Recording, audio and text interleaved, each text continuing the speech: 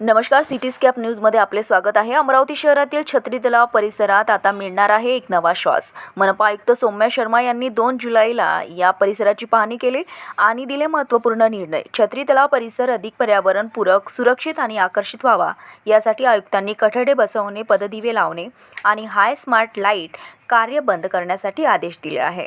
याशिवाय परिसरात स्वच्छता राखण्यासाठी डस्टबिन ठेवणे आणि प्लास्टिक प्रतिबंध क्षेत्र म्हणून घोषित करण्याचेही निर्देश देण्यात आले आहेत.